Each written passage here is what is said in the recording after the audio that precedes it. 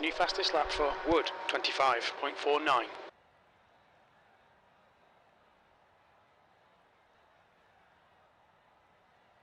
The leader has just done a 25.35.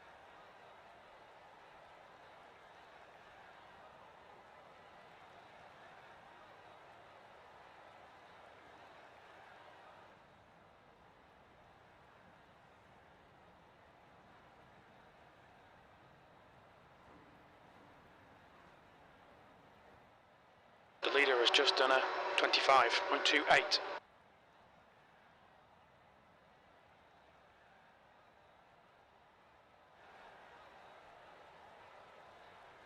The leader has just done a 25.28.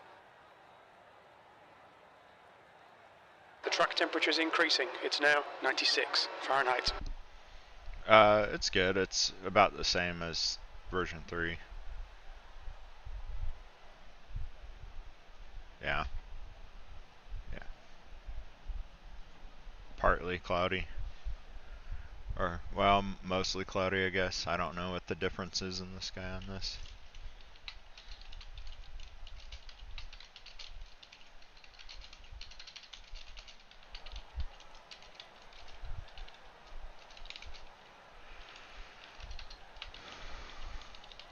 Yeah, we are qualifying right now.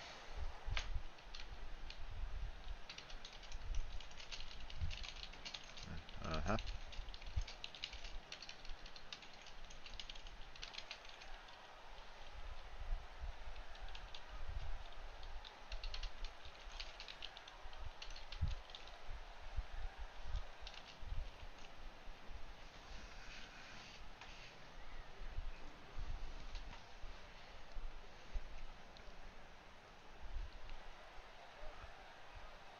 Yeah, for sure.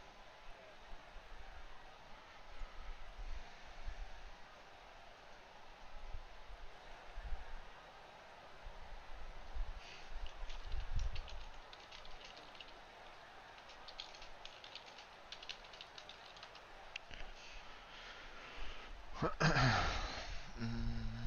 see here.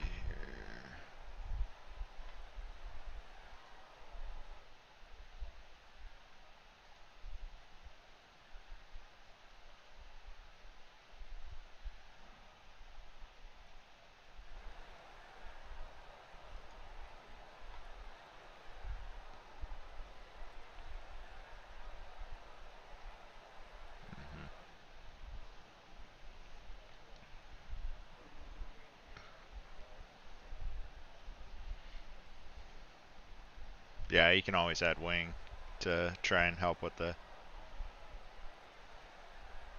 Yeah, they gotta...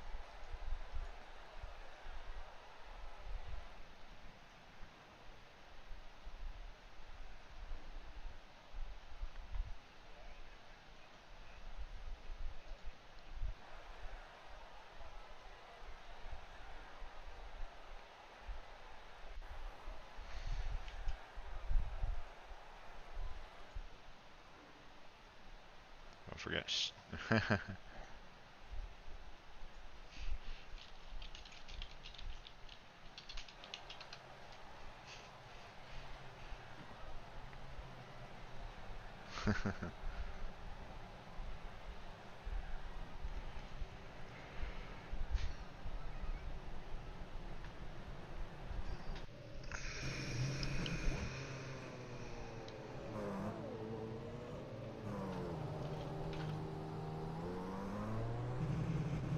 Exit's clear. Don't cross the white line.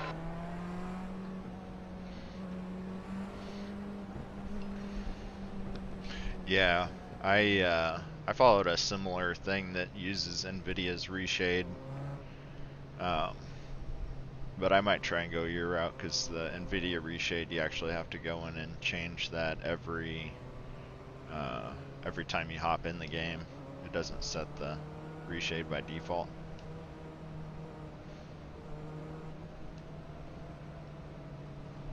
Stay high. Clear low. Car on the low side. Inside's clear. Yeah, I'll have to check that out. Car low. He's still there. Clear inside, car on the inside. He's still with you. He's still with you. He's still with you. He's still there. Still there. Still there. Low side's clear. Right.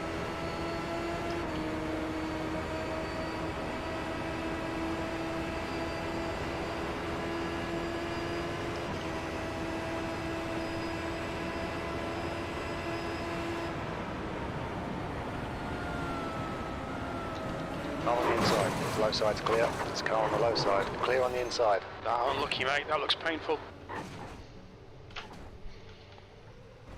Fastest lap for Simmons, 28.02. We'll need to pit for repairs. We've had the black and orange flag.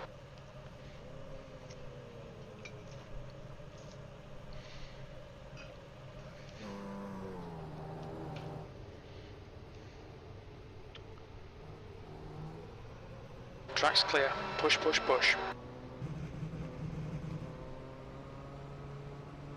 That's a new fastest lap for Chin, 25. Car high, stay low. The clear high.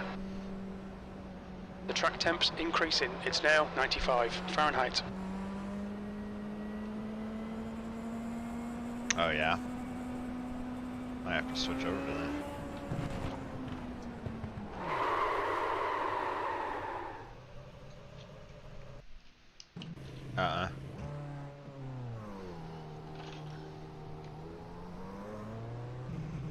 Pit takes Car low, stay high.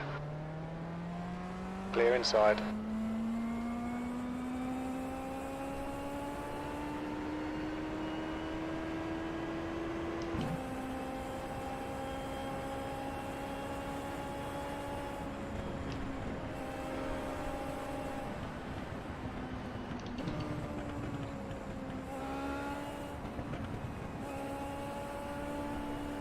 Yeah, just if you're the leader, just like you would in a real scenario. Oh, somebody spun out. It's car low, stay high. You're in the middle. You're clear on the outside. Clear all round. There's a car inside. Still there. Inside's clear. It's car low. Keep your line. You're clear down low. Car inside. Keep your line. Keep this line. He's still with you. He's still there. P9. He's still there. He's still there. Keep your line. Glad to be starting from the back. Clear low. This will be my.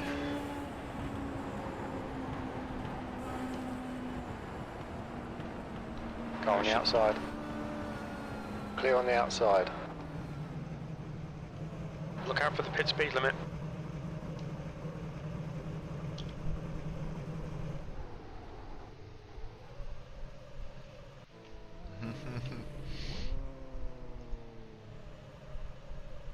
Presentation, the running of the Lionheart Indy 300 in 2021. My name is Nolan Rempo. I've got Andrew Kinsella beside me in the commentary box with the wonderful Hugo Louise down behind the cameras as technical director for tonight's race. So, Andrew, we come on over to yet another oval, this one 1.5 miles, and only one more oval will remain after tonight, and that is, of course, going to be the Brickyard Indianapolis Motor Speedway, but second to last oval of the season, and we enter that last third of the season as well. It should be an interesting race as the championship continues to heat on up. Right. Absolutely. Chicagoland is a very unique racetrack. We've got Nashville on there. 1.5 miles, but the one thing about Chicagoland that most other tracks don't is there isn't really a straightaway here. We've got a curved back straightaway and a curved front straightaway. So basically, these guys are always going to be turning. This is going to be a draft fest. This is going to be exciting. And it's going to be quite the battle to set up this last run to the championship here at Chicagoland. Yeah, they got a good car today. Should be a very entertaining race to see how this one is going to play on out for us. Take a look at, of course, some of the stats from last year's race where Matt Cook took victory by only half a second over Randy Shoemake, and Henry Bennett rounded out the podium. Got a couple of drivers that are going to start this one from the rear of the grid. Those drivers being Felipe Lambert, Stefan Schlacke, Josh Baird, Logan Simmons, and Lucas LaVille. So you do not. It's going to be a difficult time for some of those drivers, especially for guys like Lucas LaVille, who are only 9 points behind Ethan Aiken in your championship, who are going to be wanting to, pick up pace here and maybe see if they can get a good finish today. Of course, Ethan Aiken coming in here with 279 points over 9 over Lucas LaVille. Robert may have talked about already, but just make sure for you new guys, this is not administered. We don't have live stewards, so there will be no black flags that will be cleared for any reason whatsoever, which is after the post-race. Yeah, all eyes are on Josh Chin. Can he continue his dominance that we saw a couple of weeks ago in Sonoma? Or is this going to be a tale of his other oval races so far this year where he just hasn't seemed to have the luck to get all the way to the finish? So Josh Chin, can he continue that momentum, and can Lucas overcome that penalty and keep the pressure on Ethan Aiken at the top? With so many questions coming into tonight's race, we'll get all those answered in just a few short minutes here. But for now, let's take a look down and we'll show you what a lap on board looks like around the Chicagoland Speedway.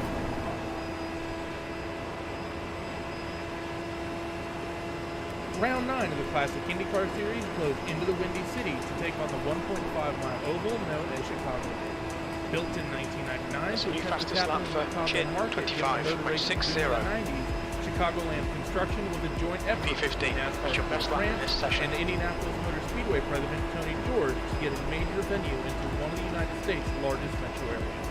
While built in a typical tri-oval design, the track's unique feature is the back straightaway, which is slightly curved. Because of that, it's very rare that cars ever go truly straight here at Chicagoland, which can be a factor for tires. Chicagoland's biggest contribution to IndyCar was its ability to generate close finishes. As the races in 2003, 2008, and 2009 earned the series' top 10 closest finishes, while the 2002 race holds the record with a margin of victory of 24 1/1000th of a second, won by Sam Flores Jr. Let's take a 200-mile-per-hour ride of this circuit with Team Chimera driver Jamie Wilson. Fastest lap for Wood, 25.60. So here we are with a quick lap of Chicagoland with driver the number 87, Jamie Wilson, coming across our finish and looking in towards turn 1. Going to be the classic high-in, low down into the apex of the corner. Nothing really unique here about the line you take at Chicagoland, but this back straightaway, you can see it on the track map in the bottom right. You can tell by the wall, you're just giving a little bit of wheel input all the way across the face of the back straightaway. So never going straight here through turns 3 and 4, and that looks like a pretty good lap to me from Jamie Wilson. Going to get low in the tri-oval, and that's a pretty typical 25.72 here at Chicagoland. The track temperature's rising. It's now 99 Fahrenheit. While poor attendance and poor economic timing means Chicagoland's future is sadly be demolished, its ability to generate so many memorable moments in such a short time span is something that will be remembered forever on iRacing.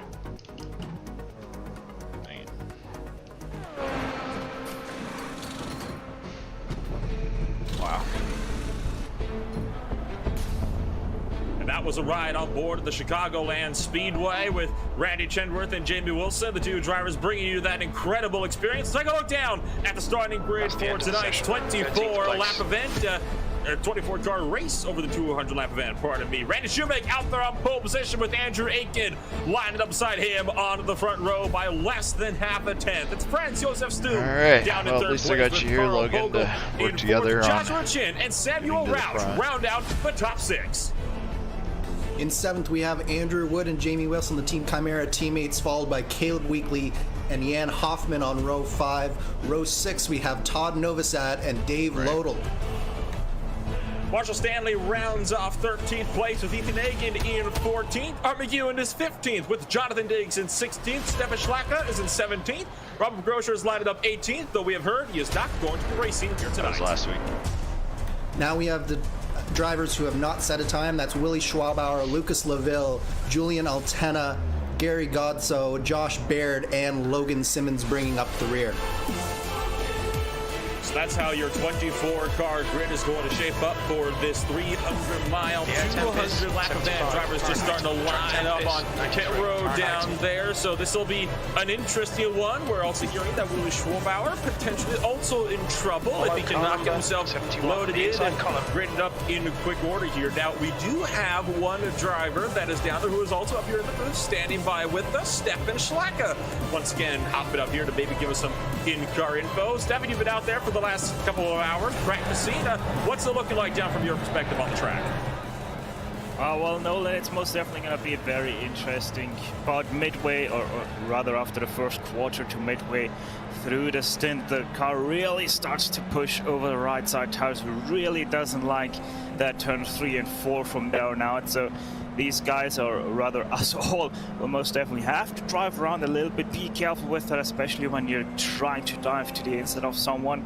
And should be a real cracker, especially with the long fuel window we have here today at Chicagoland. I think it's going to be quick and dirty, maybe even towards the end of the race. Some insight from Stefan Schlacke there, telling us how he thinks this race might play out, and I can't say that he's necessarily wrong. We've seen how these races can turn to, so hopefully we'll be able to get some clean racing in tonight, and we'll be able to get ourselves some long green flag runs. Andrew, what about you? What's your take on how we might see this race play out? I think this is going to be a fascinating race. There will be some caution, so caution timing is going to be very key, and I think you could see some interesting fuel strategies as a result. It'll be in the hands of Randy Shoemake as the pace car comes off of turn number 4 already. Carl Bogle, one of the newcomers going to tonight, wants to get going. Randy Shoemake on the loud pedal. We are underway from Chicagoland. In the back, you saw Samuel Roush having a terrible getaway, checking up the Chimera driver of Jamie Wilson. Samuel Roush, one of the other newer drivers. And fun fact, an iRacing employee himself. So looks like Samuel Roush will have a little bit of work to do. He is now outside of the top 5 by some margin. He's got some distance to do. He wants to make that up. Top 3, though, already started to break away.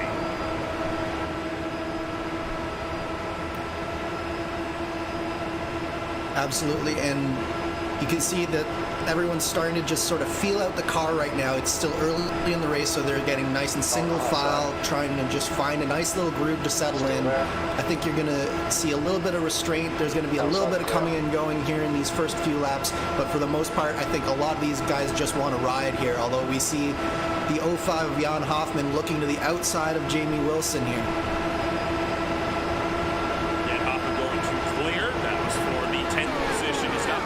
Looking to his inside, and another Vortex driver going to try to go down the inside. Andrew Wood currently setting that fastest lap of the race at the 25.642. I'm seeing Wood can continue to work his way up. Now here is your battle for the race lead between Aero X teammates Randy Shoemake and NJ Aiken. Now the story last time he came here back in 2018 was Aero X. They had absolutely dominated the race, leading a combined 182 of the 200 laps in that event, and they're looking to see if they can repeat a feat like that here today.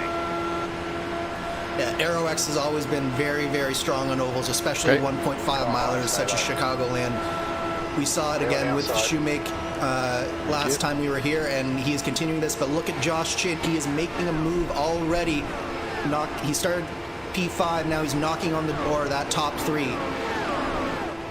Promote himself up to 3rd place. Franz Josef Stu falls back in line. So Chimera breaking up the Aero X 1, 2, 3. 17. See the field fanning out down the back straightaway just behind these guys. It's so far nice and orderly, though, all the way from the first on back to about the 8th position. Here's where it is. All sorts of hectic still. This is, you're looking at that battle with Samuel Roush trying to go on the outside. Outside Novosad. Stefan Schlacke is looking to follow suit just in behind, and it'll be a tight one. Schlacke to the inside of Samuel Roush, taking full advantage. That's going to promote the 89 machine from 17th on the grid already up to 13th, and we're not even 10 laps in.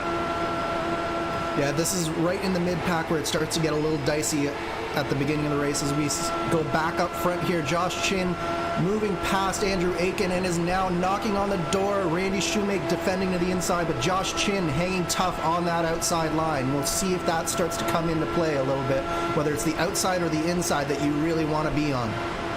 particularly later on in the runs. The outside line was definitely the place where you wanted to be. You can already see Josh Chin taking full advantage of that. Look at how much more speed you can carry off the outside line, just carrying that momentum. Going to run himself up to the race lead. Randy Shoemake trying to fight back, though, down the inside at turn number 1. The 93s are trying to lean on the right side of the number 3 car. Doesn't want to get too close, though. You see before what can happen when these cars bang wheels at 330 plus kilometers an hour. It is absolutely tremendous speeds that you can reach here, which means if you make contact and go into a wall, you can kiss your race goodbye. Josh Chin just with the nose out in front, and it's quite clear at this point that there are 2 grooves that are working pretty equally right now. One corner, it's Randy Shoemake ahead. The next corner, it's Josh Chin. That apex, or you're going to be screwed. As you said, this might change later on in the run, but for right now, it's, I think, a lot of feeling out here, where they want to be, how the car is feeling, and it's clear that Josh Chin, Andrew Wood, and the rest of Team Chimera are ready to answer that challenge from Aero X on these 1.5-mile ovals here. Just 4 thousandths of a second separating Chin from Shoemake last time by at the line, and it looks like Josh Chin is not willing to yield, but neither is Shoemake. This is slowly reeling in everybody behind these drivers as well. Now, the speeds, we talked about how fast these cars move. They've been rated up to 215 kilometers an hour. That is almost 350 kilometers an hour. It is absolutely insane. Finally, Chin gets clear. That's going to force Randy Shoemake back, and look out behind. Franz Joseph still being forced 3 wide with Bogo on the inside. He's got Wilson on the outside into turn number 3. Geez, that is awfully early to be getting that close this early, guys. We've got 200 laps, and it's lap 11 right now, going on to lap 12. These guys need to start settling down a little bit, I think, here, or else we're going to see a caution early. But if we can get through these first few laps, maybe to that first green flag pit stop, then we might start to see things. I bounced off that apron right there. Stretch out a bit. Shot me up the track. There's a lot of people in very close proximity to each other. Code Brown moment. Just behind, you saw Franzo Stum have to back out a little bit. Was wheel to wheel with Marshall Stanley. Probably not even a sheet of paper can fit in between them. We ride on board with Franz Josef Stum in the thick of the battles up in front. You see that number 34 machine starting to kind of drop back a little bit, looking to the inside to try to defend against Caleb Weekly just in behind, while also trying to run down Marshall Stanley. Yeah, I think Stum got a little bit checked up there, and at a place like this where the draft is so important, momentum is also very important. So if you have to get out of the throttle, if you have to check up a little bit, that can really upset the momentum of your car, and it'll take even a couple of laps to really get back into the groove of things. It can also upset your psyche just a little bit, and you sort of have to settle yourself down just that little bit to get back into the running here. See that machine looking to the outside. Hoffman trying to find a way by Caleb Weekly. Didn't quite work out, though. Couldn't carry as much momentum. As soon as he lost the draft, he just dropped back like a stone, and that's going to be a really challenging thing. Unless you can carry some momentum off one of these corners, you're not going to be able to hold a lot of speed when you poke out of the draft. You see Jamie Wilson trying to find the outside line, loses time on entry, but will try to get it all back on exit, and the battle for the lead has not narrowed down at all. Joshua Chin is still under 5 from Randy Shoemake. One mistake, that 3 car is going to be all over Chin in a moment. Yeah, Chin versus Shoemake here early on in the race, and it is quite battle. Right now, it seems like Shoemake is sort of content to just stay in behind. He doesn't want his teammate there, Aiken, to come up and challenge him too much. But as long as Aiken is sort of content to ride in third, I think Shoemake is fairly content to just ride behind Josh here, maybe save a little bit of fuel and let Josh tow the field around. Dave Lodell becomes the first casualty of Chicagoland Speedway. Didn't have a crash, just pulled it down pit road and then promptly took his machine to the garage. So Lodell will not be finishing this race. You take a look on board from the blimp camera. This is with Andrew Wood trying to fight against Carl Bogo. Now Bogo, one of the rookies coming into today, and we'll be trying to see if he can poke his way up to the front and maybe fight for the top 3. But that little bit of side-by-side action is kind of giving them a bit of a gap. They have to work up now up to the top 3. You can see a little bit of a gap up in front. Carl Bogo will try, no doubt, be trying to close that gap. Andrew Wood, though, might have something to say about it if he can get close enough. Yeah, this is really close stuff here at the front. there's a lot of patience, a lot of calculations that these drivers are having to do, just deciding whether or not it's really worth it to fight this early on in the race. Some drivers are a little bit more aggressive and they want to get whatever position they can. Some drivers are much more content to just sort of ride around, take what the race is giving them at this point, and as long as they're in contact with the top and with the leaders, they're sort of more content to ride. But we see drivers like Bogle and Aiken and Shoemake getting a little bit out of line and possibly a little bit more aggressive than those Team Chimera cars behind them. Shoemake looks low and is going to take the race lead away from Joshua Chin coming into turn number 3, but look at the overspeed that Chin's got from the outside line. Joshua Chin's also been an oval racing demon for the past couple of seasons, and he'll manage to just barely hang on to the lead. Out of turn number 4 and across the front straightaway. It does manage to retake it. Now here comes Andrew Aiken. Aerox teammates looking to go side by side off of turn number 2. You can throw a blanket over the top 3 right now, and I have a feeling that that's not going to change for much of the race. But right now, we've got Aerox versus Team Chimera here at the top, and it is Aerox that is slightly on the back foot with Josh Chin leading. Andrew Aiken now has taken over from Randy Shoemake as the primary challenger for Chin, and he is itching to get up there and challenge Josh Chin right now. Just have to start letting off. Still right on the board with Carl Bogle, looking a little bit lower than Randy Shoemake was, taking that tighter line, but not able to carry about as much speed off of turn number 4 that Randy Shoemake was. This is now further back in the grid. This is on board with Jan Hoffman, I believe. Excuse me, Marshall Stanley, the driver we are on board with, and he's currently sitting in 6th place. And looking back at Franz Josef Stumm and Jamie Wilson just in behind, going side by side through turns 3 and 4. Jan Hoffman is also just in behind, trying to see if maybe he can find his way further up into the top 10. That was a Code Brown moment for me. Yeah, you mentioned Slacker. Look out, Carl Bogle. Slacker ran right into him, and he pushed him in towards me, but I got a 0x on that. Oh no! And now a spin. Was that Stefan? It is. Stefan Slacker collected big time. Carl Bogle hard into the inside wall. What happened to the 76 car? He just stopped. I don't have an explanation for that one. Just, I don't know. It looked like they went 3 wide for a second there, and then there was a big checkup from the 76 car, and he just never got back going again. And Stefan just wasn't sure where he was going and collected it much later, but he just slowed down there. I'm not sure what happened. What in the world? Onboard Stefan. Oh, when you're just that fast, you have nowhere to go. You're committed, and oh my gosh, more drivers lucky to get collected up in that. That was a hard shot to the inside line. Tell you what, Todd Novosad had a really big scare in the 36 car, and I think I found out what might have happened to Bogle here, David. Miles per hour. Or sorry, Andrew. How about turning your pit limiter on while you're under green flag conditions? 3, 2, 1.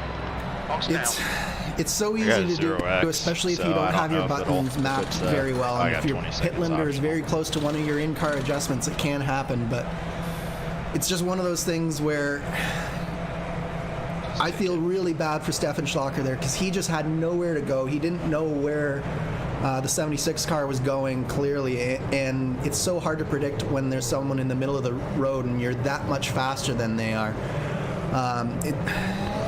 It's just one of those unfortunate incidents, really.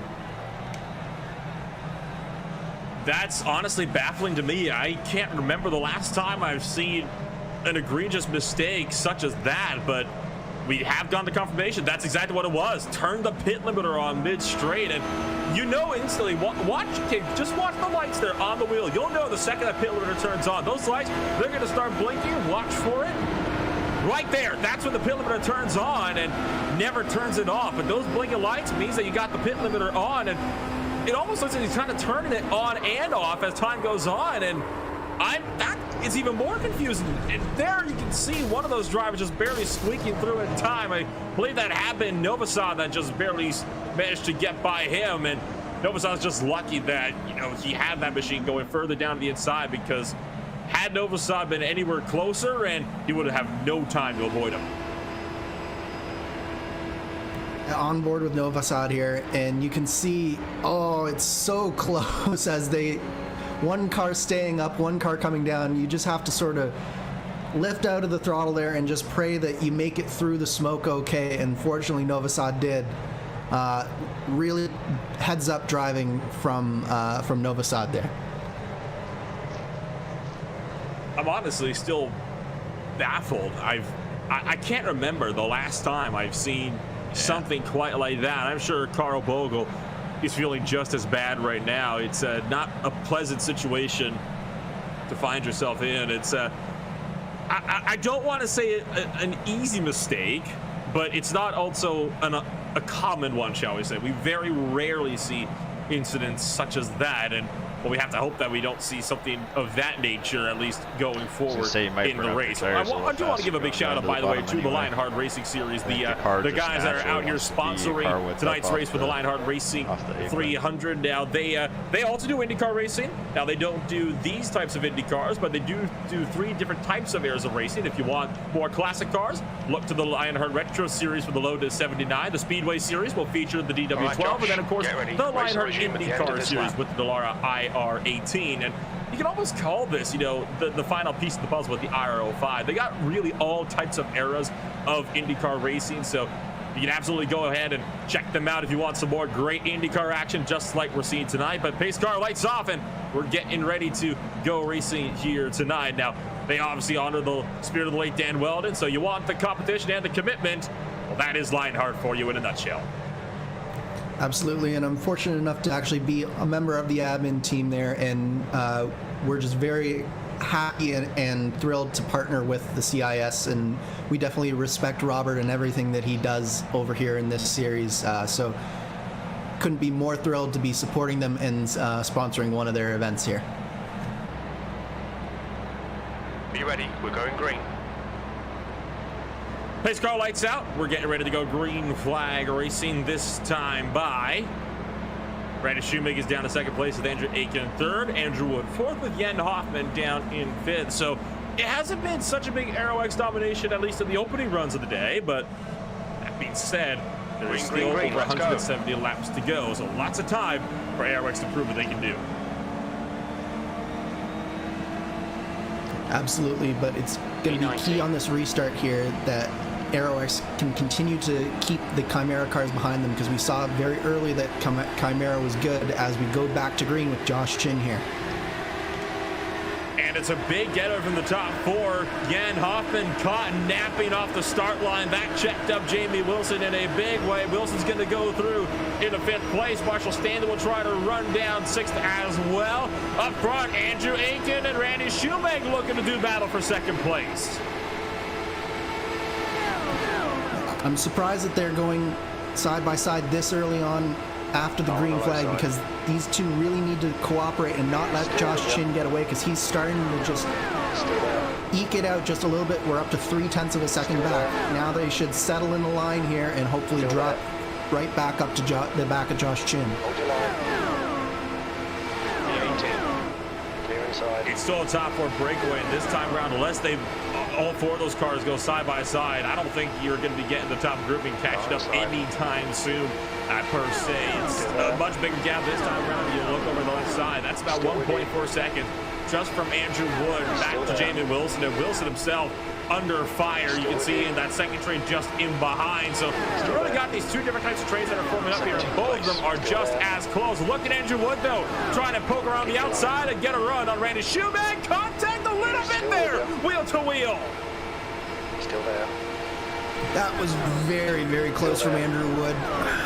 It's so tough because you need to keep the guy below you as close to the inside as you can and make your way around the track as short as you can, but at the same time, it's really early in the race to be going that close. I think what we saw on the start with these 2 packs forming is with Jan Hoffman, he was having a couple of blinks in the last caution flag, and I'm wondering if he was a little bit preoccupied trying to stabilize his connection, and he just got caught napping a little bit on that start.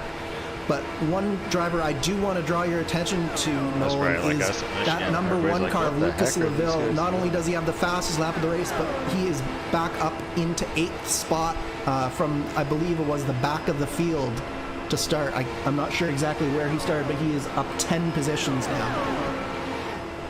Started all the way back in 19th place, and he is looking to see if he can maybe get himself a solid win here today as well. Though he's got to make his way up through that top 5 grouping, and then of course the top 4 as well. He's got a lot of ground to make up. So hopefully, I think what he's looking for is another caution, so as he's not in it, so that he can find himself some extra speed and he can maybe work his way up and get himself a solid win. But at this point in time, unless something goes wrong in the pit stop, we can get another yellow flag. The likelihood of this grouping being able to catch up to the top 4 is slim to none. Yeah, this car, it's not like the DW12 and the IR18 where you can sort of maybe get a little bit of a swap draft going. In this case, you're just sort of under the control of whoever's leading your pack until this second pack here, and if they can get up to that first pack through the car that's leading, you're not going to see much swapping around here. So you're right, there's not much that Jamie Wilson, Marshall Stanley, and Lucas Laville can do, although it does look like that Marshall Stanley might want to take a shot and see if his setup is just a little bit quicker in that clean air, but Jamie Wilson does not want to give that lead of the train up there. You got to get yourself up to the front of the train before you can actually try to move your way up and start making up the spots. Now, we talk about Stefan Schlacker being collected in that latest caution. He's up to the front of his train, down 11th place at the moment. So potentially got himself about as fixed up as he'll be able to get. So we'll have to keep an eye on Schlacker to see if he'll be able to work his way up through the order. Currently side by side with the 92 machine car of Logan Simmons as well, coming down to the turn number 1. Yeah, Schlacker seems to be doing an okay job right now. It looks like his car might be a little bit tight, so there might be a little bit of residual damage, but it does look like that he's able to maintain speed, so that's a very good sign for Stefan, and hopefully he's able to continue on here and pull his group up towards the next group up. Second train is still looking feisty. Jamie Wilson around the outside of Marshall Stanley trying to keep the 25 car at bay, and White trying to get a run on Jan Hoffman if he can get a good drive out of 3 and 4, but the arrow push is so severe for the 87 car. Had to, I think, back off just a touch to avoid getting up into the outside wall. That allows Marshall Stanley to try to close in the gap. The question is the 25 car able to complete this pass? Might be able to actually do it here down to turn 3 if he can throw it in enough. Yeah, very, very close here, and I think he will get through. It looks like his teammate did give him a little bit of air on the bottom there, and it does look like that the Vortex cars are coming through here. So we were mentioning that it was Aero X versus Team Chimera early, but don't count out those Vortex entries just yet here, because it looks like they are saying, hey, we're just as strong, especially in the longer run. It does look like Vortex might have a little bit over the car of Jamie Wilson and that Team Chimera setup there. This is the view that Lucas Laville has at the moment, and he is no doubt going to be trying to work his way up through this grouping as well. Wilson wants to find a way in.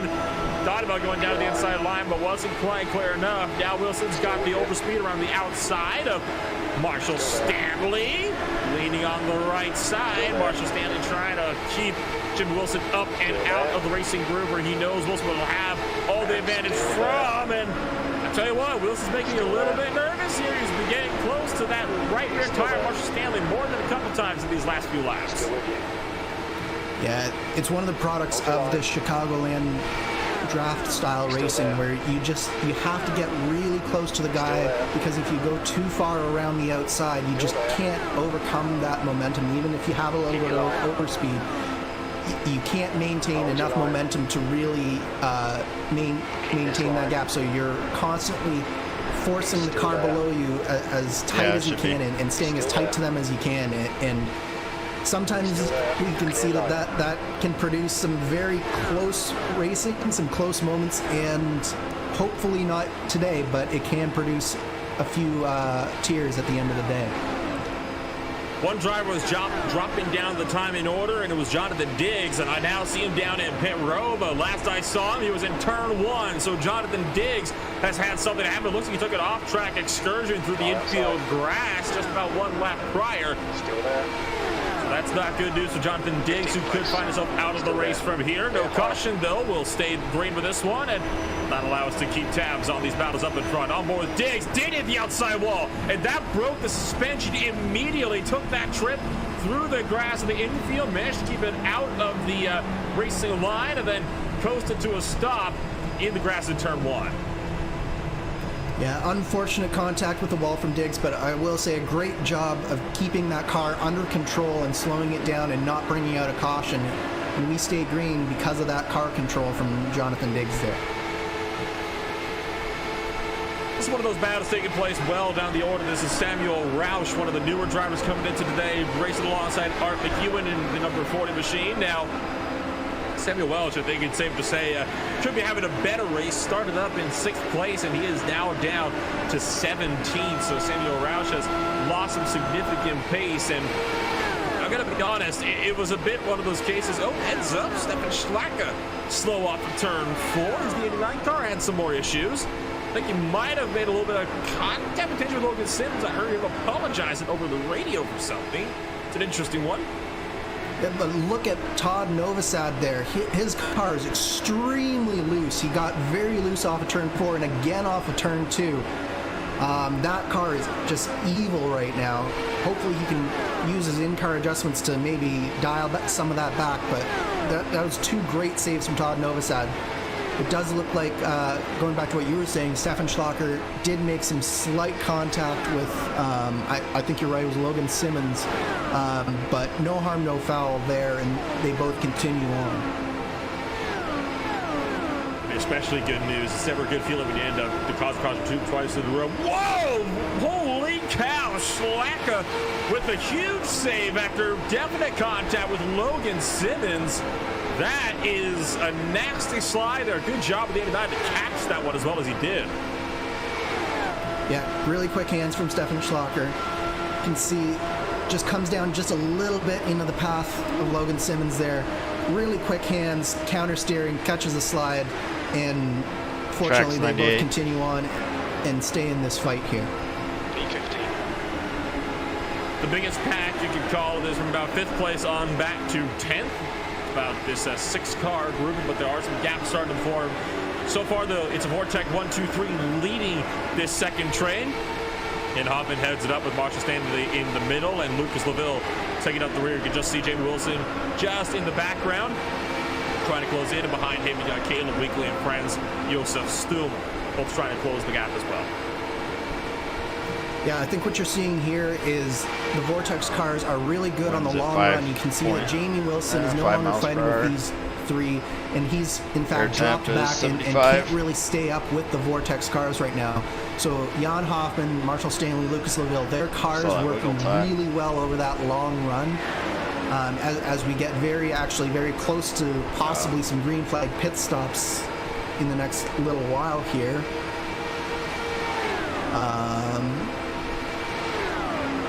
Oh no, sorry, I missed. There was some pit stops under the last caution, but yeah, it is still the case that it looks like after about 30 laps here on this stint, the Vortex cars are doing a really good job of just working together, and you can see how close they're running. That means that their cars aren't as affected by that aero push, and they're staying with a nice neutral car, a good handling car, and they're able to just maintain their pace a lot better than maybe that Team Chimera car of Jamie Wilson has. We are about 30 laps into this current stint, and we were told that the estimated pit window, roughly 57 laps, give or take, depending on air conditions and all that. Looks like Jan Hoffman might be looking to potentially give up the lead of this train to Marshall Stanley, but Stanley with a little bit of a bobble out of turn number 4. Gonna make sure that Jan Hoffman keeps up that lead for the time being, but I think the 05 machine wants Stanley to have it. Now here is where you get another interesting factor. Don't forget, with that pit window, you to find yourself at the front of these trains, you end up using a lot more fuel. That could be a fuel tad to see if they can maybe stretch out this fuel window just a little bit longer. So far, LaVille's been able to save the most, being the third car in line, but I'm pretty sure if this is going where I think it is, he'll find himself up to the head of the train before long as well. Yeah, that looked like some coordinated movement from three Vortex teammates to me there. I definitely think that Jan Hoffman had been doing a lot of the heavy lifting up front, and it was time for Marshall Stanley to just take his turn up front.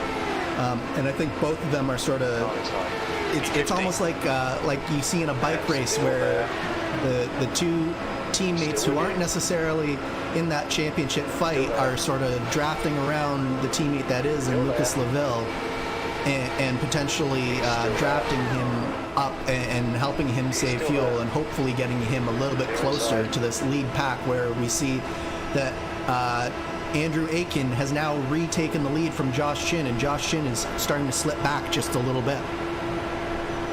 Chin's down to second. Shoemake wants to make this an Aero X 1-2 down the inside of the Chimera racing machine.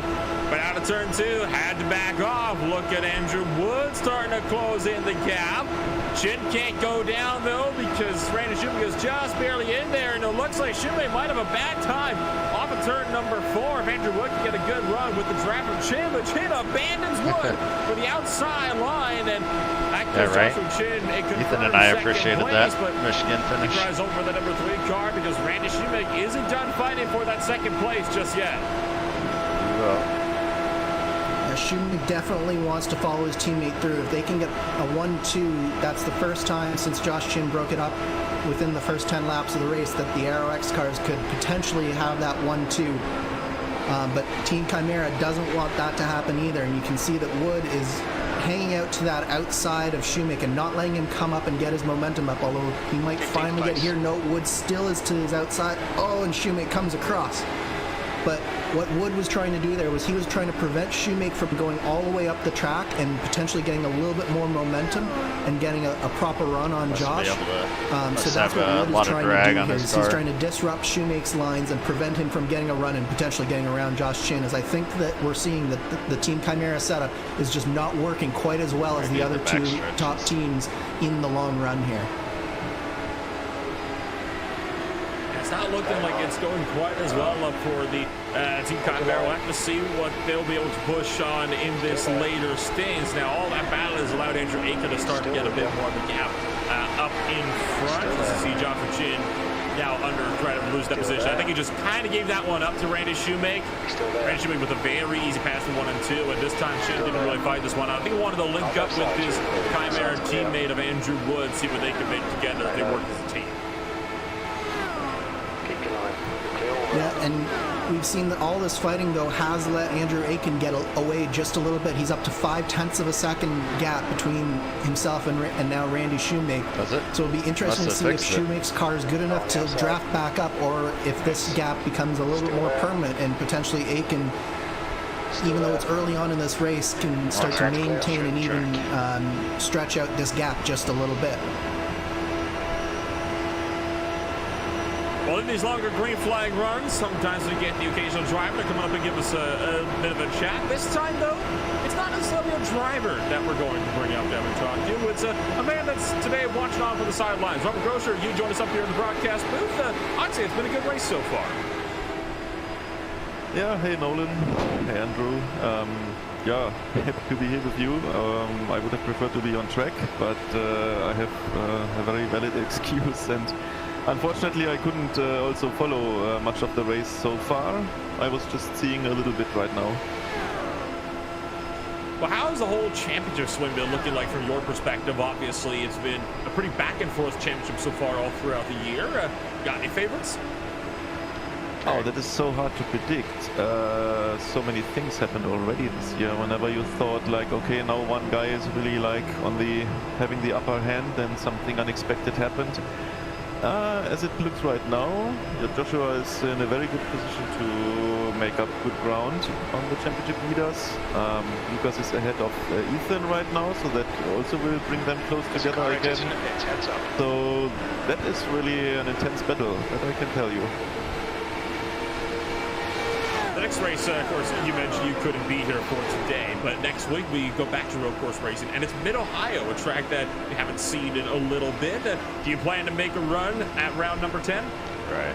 I hope so, yeah. Yeah, because I think so the last time we raced the reason here, for me being I not wasn't even behind in the there, steering so wheel I don't think anybody raced that, it from Iconic. on last Thursday I We became were a both in papa, Chicagoland? so yeah, that's pretty that exciting days behind me, pretty exhausting days. No Tried finding my old chance for setup from it. practicing to prepare for this race or anything like that.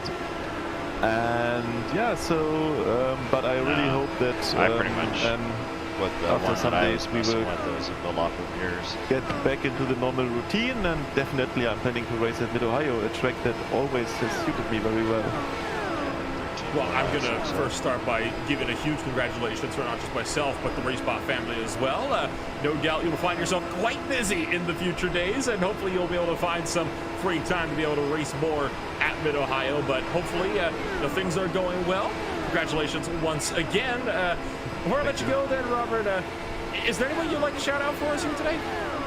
Yeah, two things. I want to, first of all, I would like to give a massive shout out to the Lionheart Racing series, who is, we were dedicating this race today to them for their ongoing support through the past years. Great league with Jorge, who is a nice friend of mine, and always very supportive, always giving tips on how to improve also CIS and all this. Happy also that since this year they are here on RaceSpot TV, very nice. And then I also would like to give a very big shout out, a special shout out to my very, very good friend Lucas, who is busy racing right now, who was posting something on our CIS Discord earlier today, and I just want to let him know that how much the whole CIS community really loves him for all the work he's doing, all the dedication he's putting into this league, and that it's just amazing. I know him since 5-6 years now. We have met a couple of times in real life, and yeah, he's such a good friend, and yeah, he should just know that we are all here for them, and that's pretty much what I wanted to say. Well, Robert, it's been a pleasure as always to have you, come on up and give us these little chats. It's always, my pleasure to, talk to you up here. But congratulations once again on the little one, and well, we'll hopefully see you in 2 weeks. Thanks a lot, Nolan. See you. That was Robert Grosher, one of the Classic IndyCar Series organizers. Doing a great job, as always, behind the scenes. And we, of course, wish you all the best with a new addition to the family, Andrew. Absolutely. It's a special time in all of their lives. So definitely a huge shout out from the entire RaceSpot team here. Meanwhile, back on the track, we do have some action going on. You're seeing on screen Ethan Agan, one of the championship contenders that Robert was mentioning. He's back down in 13th spot, 10 seconds back from our leader Andrew Aiken, who, by the way, has managed to get a gap of almost 2 seconds now over his teammate Randy Shoemake. But Ethan Agan is not having a strong race today, Nolan, and this could be a potential hurdle in his championship bid here, as Lucas Laville is in front of him, and then Josh Chin is in a potential podium spot. So this is probably a nightmare scenario, at least early on in this race for Ethan Agan. Well, and not only is Lucas Laville up by, up on Ethan Agan, he's up by some margin as well. He's almost 7 positions up the road. That is almost a guaranteed swap in the points then, for your race leaders. Ethan Agan, if he drops back even 1 or 2 more, that'll be it. He'll be losing the points lead out of the day. Of course, that being said, Lucasville also just needs to find himself up 2 spots, and it's the same result. And with Lucas Laville having 2 of his teammates up in front of him, it's pretty possible that we could be seeing Lucas Laville, making up those spots, potential team orders involved to see if they can secure a points lead coming out of this race and headed into round number 10 in Mid-Ohio. Yeah, you guys will. Yeah, you guys so in the if pack I'm will Ethan wanna Egan, pit at I'm the same trying to time. figure out if there's anything possible that I can do to make this car better, because it's quite Yeah, clear I that he would just suggest doesn't that quite first have and the car foremost, under him because, to get up and fight somebody's with going to make a the top mistake teams coming here out at of Chicagoland. pits or going into So the pits and cause a there's- caution, I'm sure. He's but got to be trying to figure out if there's some type of adjustment. Maybe it's adding a little bit more wing on this next stop you here. don't want to be trapped in the Changing the balance of the car a cycle. little bit, maybe changing the tire pressures up. There's got to be something that Ethan can do as he's riding along here behind Stefan Schlacker and Not Logan by Simmons. much, though. And he's just got to be About, going through all the different scenarios in his head. about What can I do? 1 mile What's the per car hour. doing? What can I do to improve Might it? have can't switch directions, so I didn't see what it was facing the first time. And if he has any improvements he wants to make that he can make in the pit stop window, the good news is he'll be able to make those very, very soon. We were talking about how the estimated fuel window was roughly 57 laps, depending on where you're running.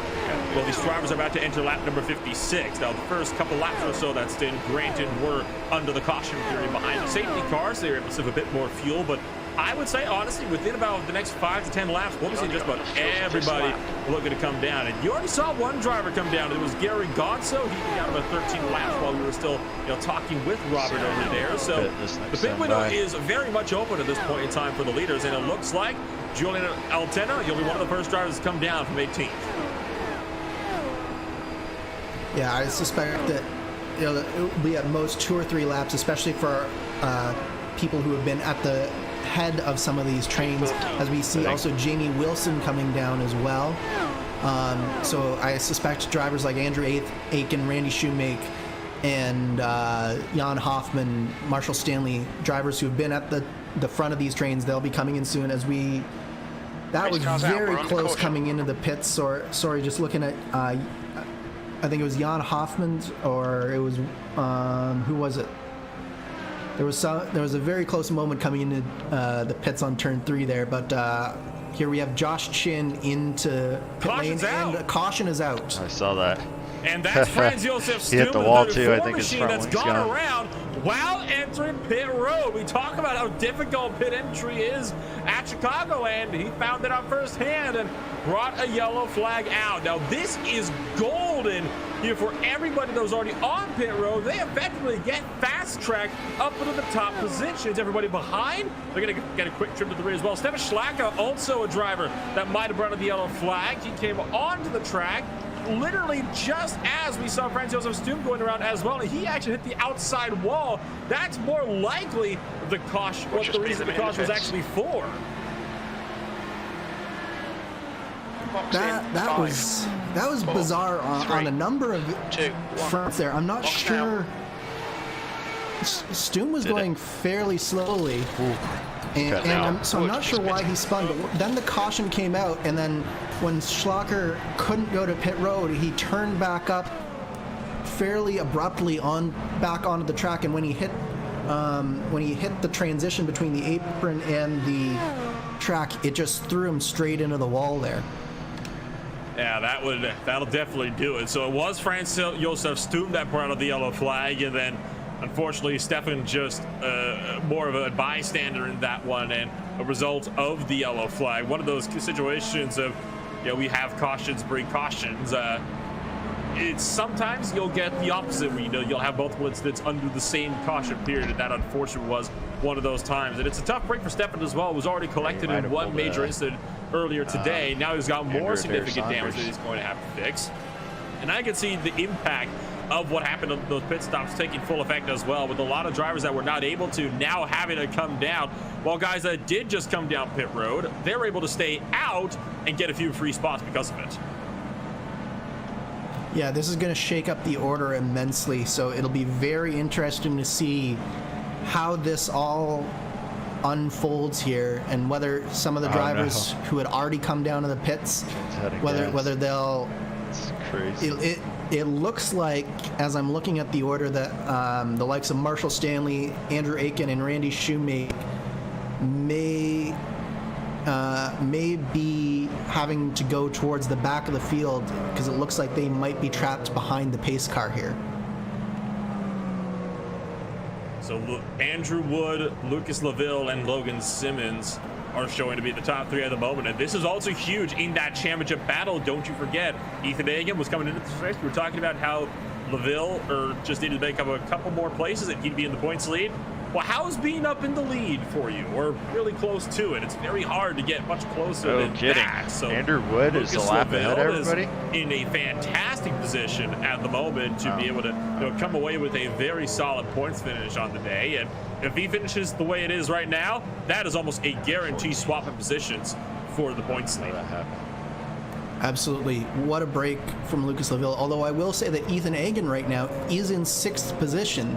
So he has also found himself much further towards the front. I believe he was down in 13th coming into that caution sequence. So it's not all is not lost for Ethan Agan here in this caution sequence either. It looks like, wow, the field is nothing like we saw just 10 laps ago, is it? No, it absolutely is not, and it'll no doubt be an entertaining restart, to say at the very least. A hectic one, I think it's fair to say as well. You got a lot of guys ahead of Andrew Wood that are going to be able to get waved around the pace car, and they'll be able to get their laps back. Pace car's in this lap. That's certainly good news for a lot of these guys that are currently stuck behind the pace car. Now, while we're under this, what happened to Josh Chin? It looks like he was out of fuel. It looks like Josh ran out of fuel on pit lane here. He has just taken a tow back from a spot on pit lane. Yeah, Josh was out of fuel. This is a massive blow to both his championship potential and to this race. It looks like he's going to go at least one lap down, if not more. And we talk about, how these cautions can cause problems. That's a very key reason right there. You get a lot of these, drivers here that will try to stretch their tanks as long as they possibly can. If they come down right as their tank is running dry, then a caution comes out, they now have to wait 2 more laps before they can pit again. And that is exactly why Joshua Chin ran out of fuel there. That is not good news at all. So Joshua Chin, he's got a long way ahead of him if he wants to try to get himself back up into race-winning contention. Now, I want to give another shout-out real quick to the Lionheart Racing Series, of course, sponsoring the Lionheart Indy 300 here at Chicagoland Speedway, racing across 3 eras of open-wheel racing while honoring the spirit of the late Dan Weldon. You want competition? You want commitment? You want excitement? Lionheart has got you covered. Pace car pulls down the pit road. Andrew Wood leads them back to the green.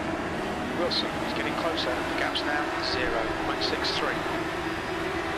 And a check up further in behind really stacks up the back portion of the field, but they managed to keep themselves steady for now. It's a gaggle of cars, though, coming on down through 1 and 2. Marshall Stanley's dropping back. Brandon Shoemake puts himself up into the top 10. This is really close racing. You got a lot of fast cars who are mired back in the back of the field.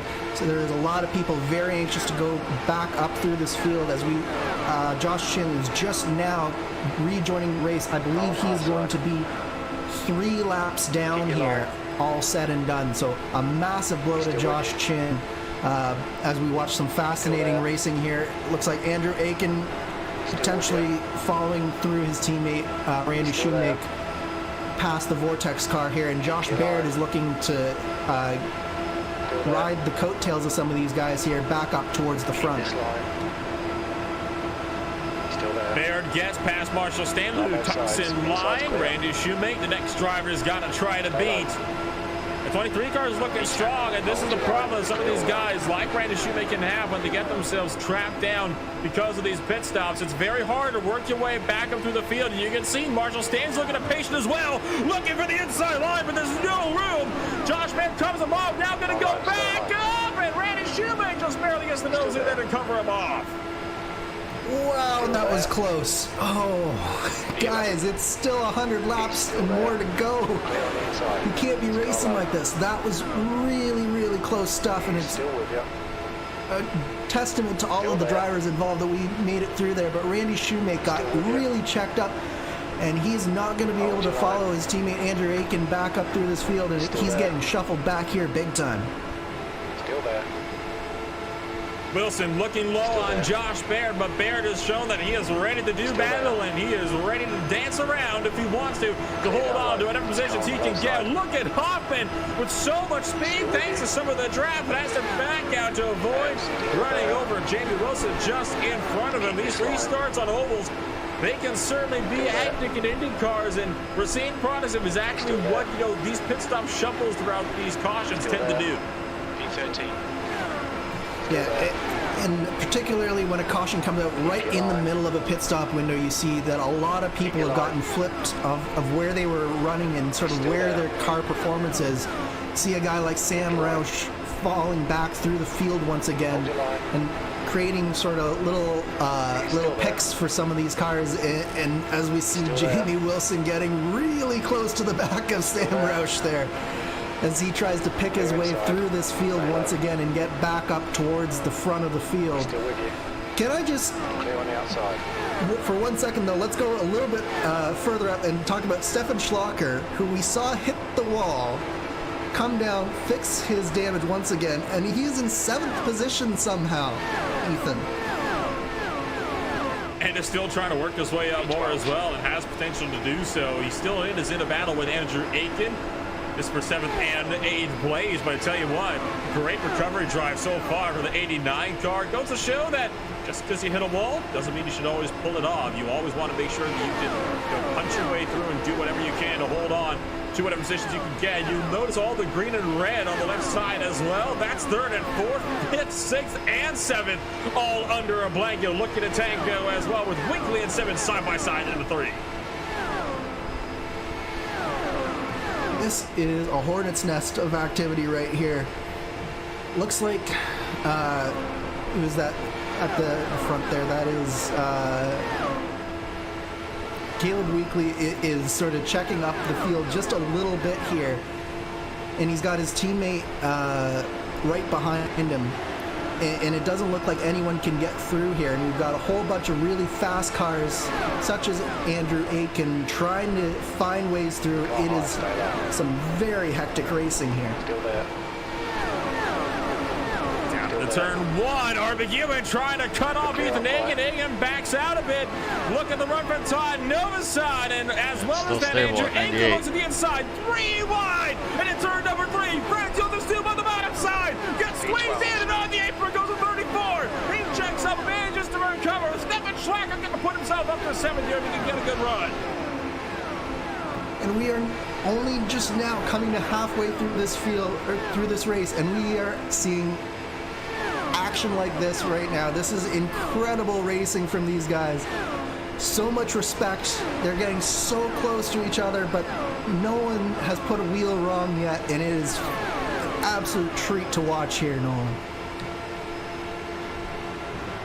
And this is the type of racing that we're used to seeing in the Classic IndyCar Series on the oval side of things. It is tight, it is hectic, and boy, is it ever fun to watch. You see Stefan Schlacher under 5 from Marshall Stanley. The battle for 8th and 9th up the road. Novosad versus Aiken still raging strong as well. So you got a lot of little battles all within the top 10 for some serious points still on the line in the championship. Absolutely, and shout out to the likes of Ethan Hagan, who's really hanging in. We were talking earlier about how maybe his car wasn't handling well, but he is hanging tough right there, battling with McEwen for that 5th and 6th position. He knows that this is his opportunity. If he can stay up near the front of this pack, he stands a great shot at limiting any damage that Lucas Laville can do. Meanwhile, we do see that Lucas Laville and Andrew Wood have checked out on the rest of this pack here.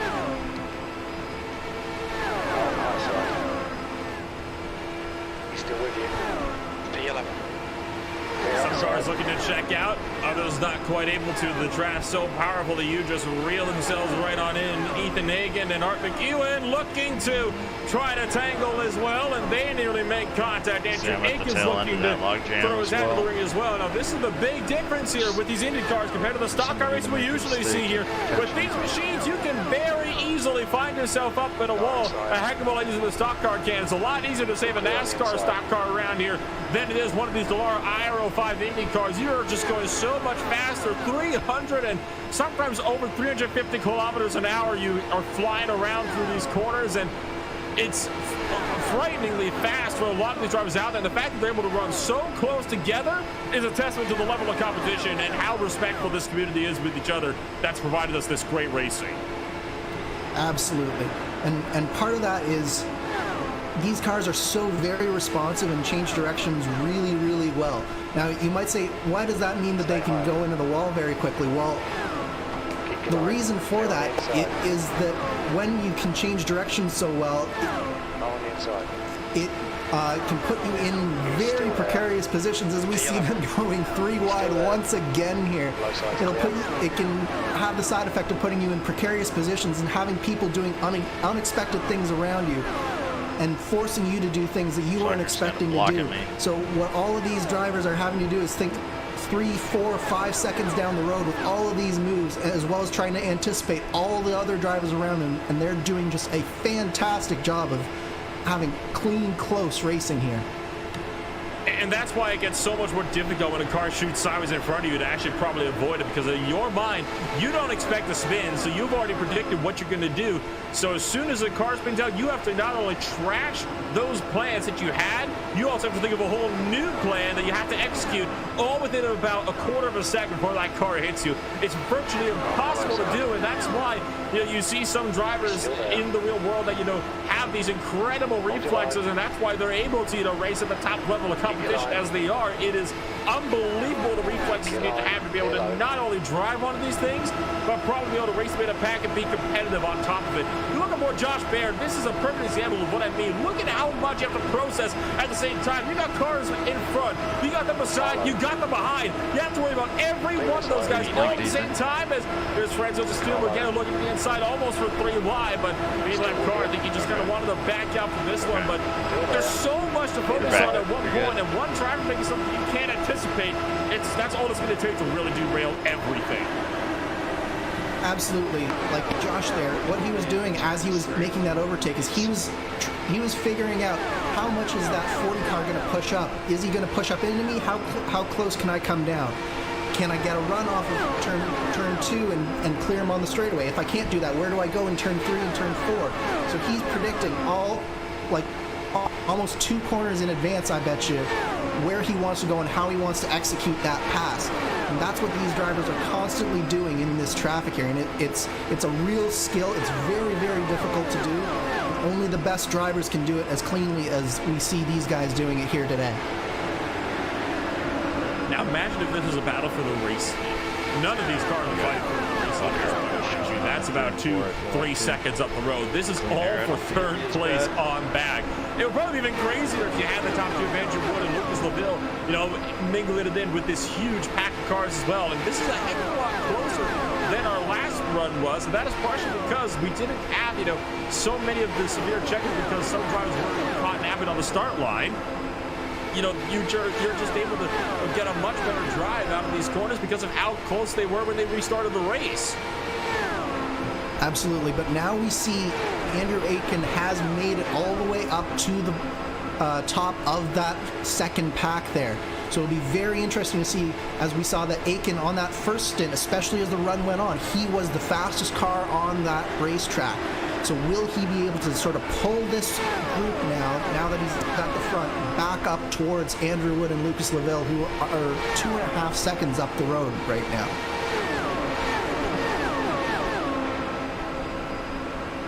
A vast majority of this portion of the field has single file now, finally, for the first time since that restart. The only group that's still side by side is Jan Hoffman and Franz Josef Stuhl further in the back, but that's not a battle for position. Those cars on different laps. Same with Randy Schuming and Todd Novosad, who you see side by side as well. Which, again, it does kind of bring up an interesting little dynamic about how these fields can work. Sometimes you get a lot of these cars battling with each other, and sometimes they're not even on the same lap as each other. But it's typically better to try to race side by side no matter what you are, rather than opposed to how things are playing out, to potentially how you would if you were just to stay still and make yourself a hazard by weaving it over the track to keep it behind. Meanwhile, Laville goes to the point. Yeah, there's a word that I can't remember which commentator from the 90s coined it, but it's co-opetition is sort of what you have to see in this sort of environment right now, as we see Lucas Laville going to that front on replay here and making the move on the inside of Andrew Wood. You have to have, like, yes, they're your competitors, but you got to cooperate, or else you're never going to be able to catch back up. Andrew Aiken is clearly one of the fastest drivers on the track, and he is pulling Marshall Stanley, Logan Simmons back up towards the front. They've caught up in the last 5 laps by almost 5/10 of a second, so they are coming. But meanwhile, you see back a little bit further, Caleb Weekly, Stefan Schlocker, they're not cooperating as much. Stefan, as he gets very close to the wall there, takes a position away from Caleb Weekly, and he's got Jamie Wilson sort of trapped behind Caleb Weekly here, and none of these cars are really making any position, and in fact they're losing a lot of time to that trio in front of them, and they're potentially losing that draft.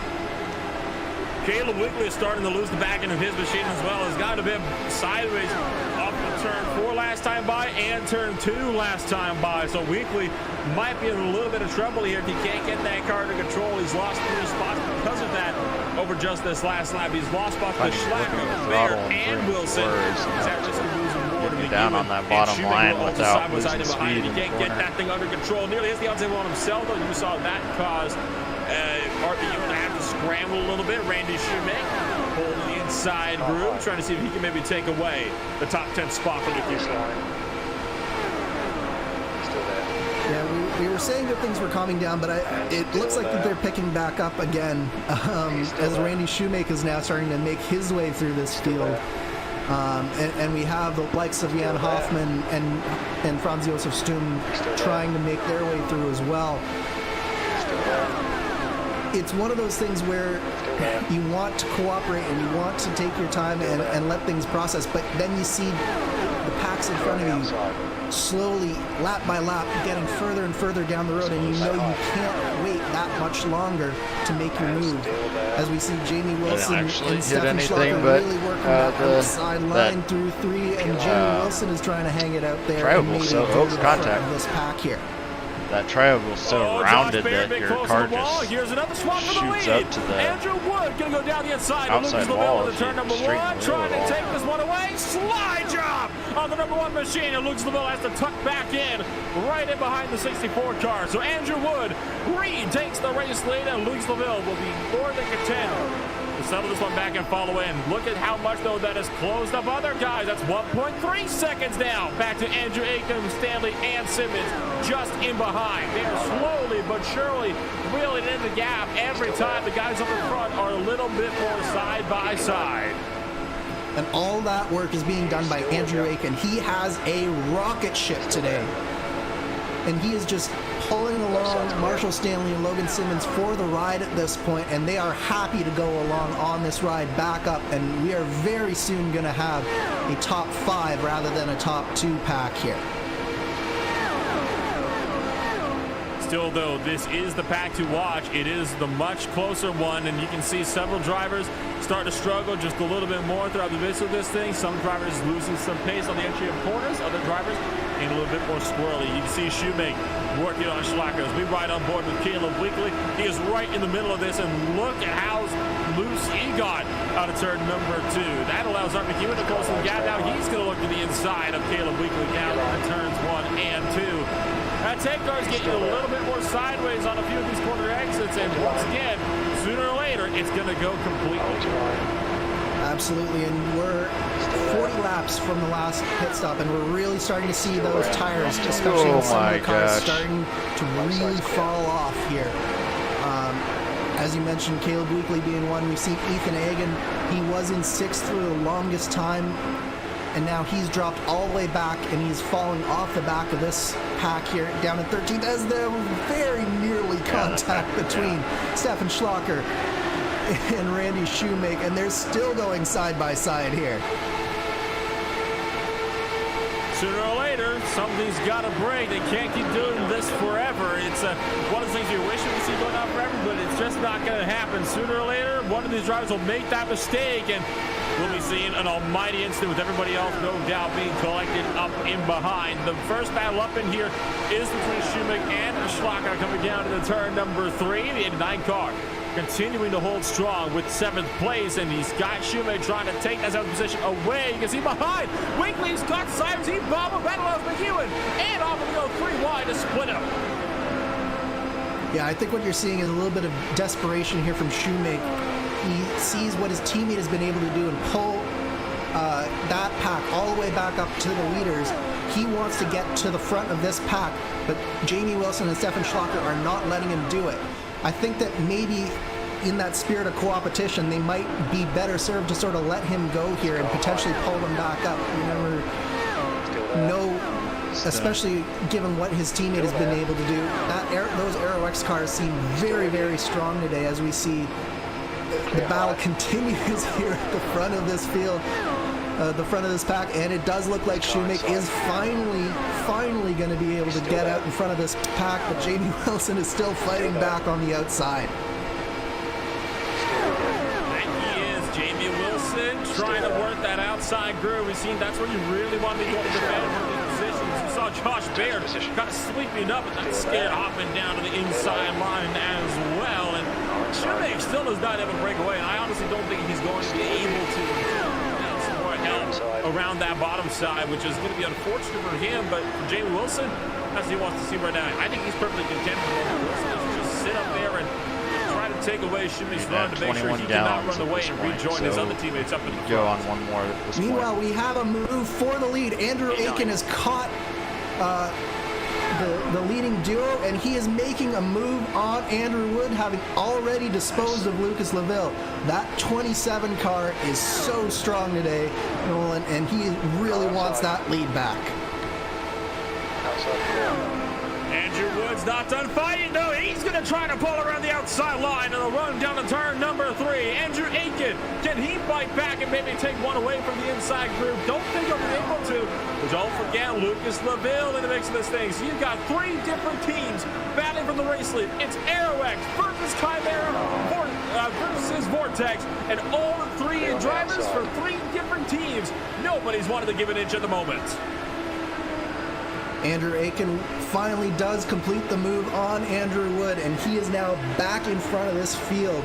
It's been quite the drive, quite the recovery drive from Andrew Aiken after the bad luck of that pit stop, but he has done just a fantastic job of working his way back up through that field, and now is leading and is actually starting to pull away slightly here from Andrew Wood. It just looks like that 27 car is the best car on the track today.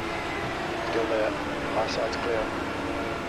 It'll be coming to 66 laps to go this next time by. Drivers approaching the end of their field windows again, and one driver has had it up. Franz Josef Stum on the apron of 3 and 4, coming to pit road. Early. 34 machines, so a few more drivers are looking like they're going to be coming down pit road in just a little while here, which could be the ignorance of some of those guys, especially those that pitted just what the before heck? the last caution came out. Whoa, and a big scramble as well in the second trade. Is your car done or what? McEwen had to avoid Baird, I think, might have just clipped the wall. You got a lot of these guys that once again what the heck? starting to make these little mistakes, and that's all caused this backpack to split up just a little bit. And one other thing to mention with those pit stops coming, Nolan, is that we're fast approaching territory where we could potentially make it on one stop, but will everybody have the fuel to actually make it to that threshold here? Inside's clear. That's crazy. If I'm not mistaken on my math here, we're at 64 to go. If they can make it another 7 laps, they could potentially be making it on one more stop. Some of these drivers haven't even been going 50 laps yet on the stints. So it's a possibility for some, but for others, like Andrew Aiken, who have already been on their stints for 54 laps, I'd argue not so much. I don't think anybody's up there. Got all these various little factors that these drivers are going to have to consider as well. It's not just the cars around that they're battling. Now, usually, you're supposed to have, crew chiefs and all that who would be helping to try to... saying. I don't think I've ever heard of them themselves, but a lot of the times, these drivers...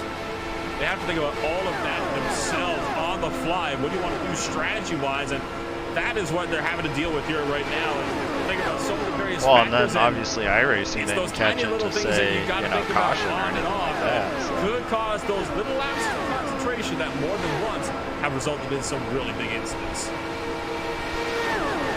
Absolutely. And of course, that's thinking about strategy on top of all the things that we were mentioning earlier about having to drive in traffic in one of these cars.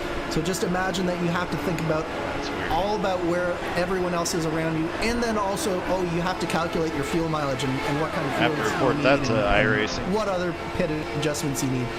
These guys are so good at what they do, and they're driving all of them are driving a fantastic race right now. This is a treat to watch. Hoffman up on the outside line. Does it let McEwen That was us in in? Michigan, Doesn't look like though. he will.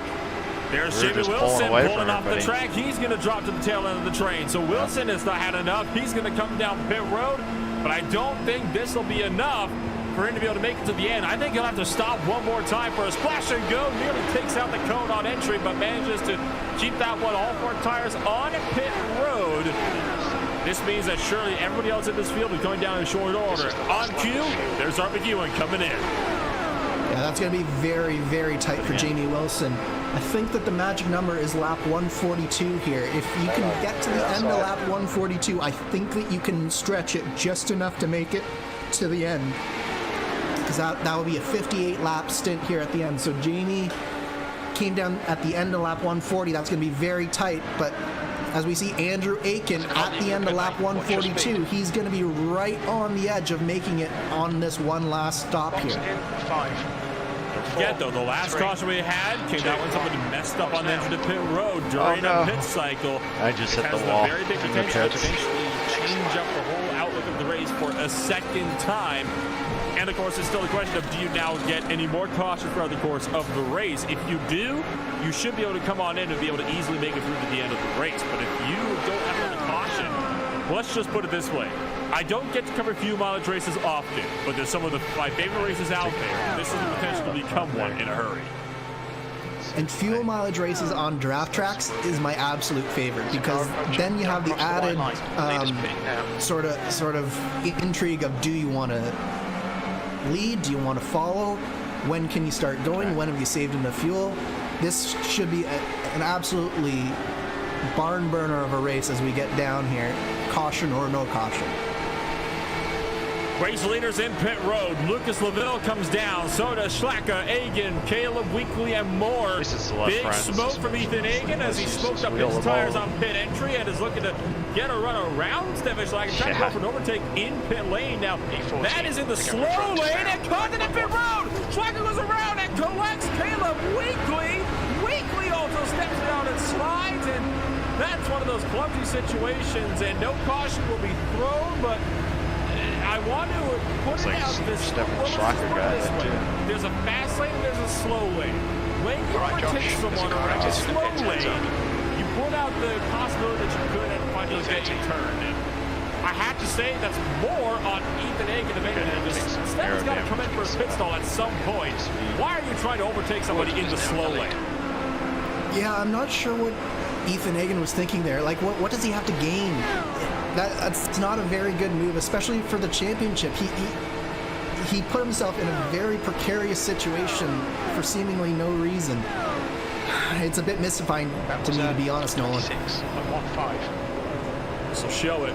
There you go. Goes around the left side, and Stefan is slightly under the pit road speed, but I mean, there's nothing we're saying you can, and I think to add insult to injury, Ethan got away from that completely unscathed. Had to back out, yes, but better than having a torn-up race car like Stefan's got to deal with now. It's so unfortunate for a lot of the guys out there. I have a feeling that'll be one of those incidents that will be looked at heavily post-race by the race directors. Time was 26.03. Yeah, I think that there's a clear indication here where, yeah, you can't be passing someone like that on pit road, no matter how slow they're going. Yeah, it sucks when you're behind someone who's slightly slower than the pit limiter, but you can't be doing that at this stage of the race, especially if you're Ethan Egan, because he's got a championship to consider, and it's put him well behind here, sort of behind the 8-ball.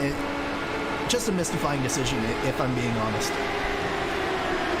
Pit stops are complete. There are no further cautions. This should be a straight shot to the end of this thing. Julian Altena, though, almost doesn't want to go to the end as he nearly slammed the outside wall off the floor, which almost certainly would have brought out another yellow flag. Tell you what, won mistake, and he's trying to find himself in a world of hurt. So Andrew Wood's up to the lead, LaVille in second, Andrew Aiken in third. No surprise there. Look at Logan Simmons. He gained a lot of time. He's looking to make this a 4-horse race for the lead. Yes, Simmons wants to remind everyone that. And then I went through and I thought it was like a stop and go penalty. No, it was a driver race so I actually had to go to the pits there are other people who are more than happy to enter into the fray. As we see them negotiating the lap traffic, I believe is that Sam Roush there. It's interesting to me. Andrew Aiken is just sort of sitting behind these two rather than leading this time. So that tells me that he is definitely right on the edge of his fuel number with coming down pit lane on lap 142. So I would expect you to watch Andrew Aiken sort of sit here behind these two for maybe the next 10-15 laps, save enough fuel, and then potentially turn up the wick and go in a little bit here. And this is a fourth different team looking to enter the fray as well. This is an iconic motorsports driver that's now trying to put themselves up, which make it a 4-driver, 4-team fight for the win.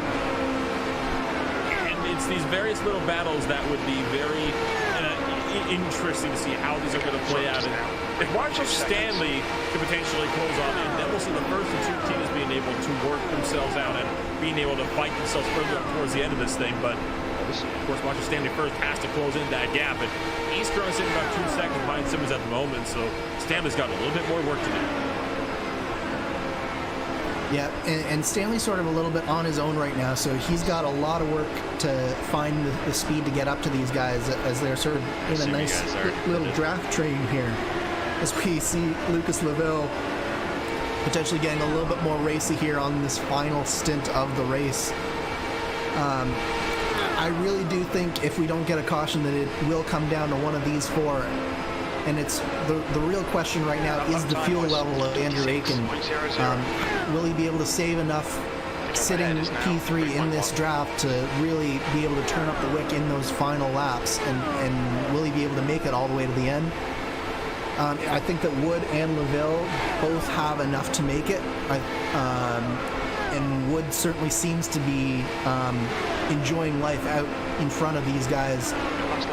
So this is going to be a fascinating duel to the end between these four drivers, I think.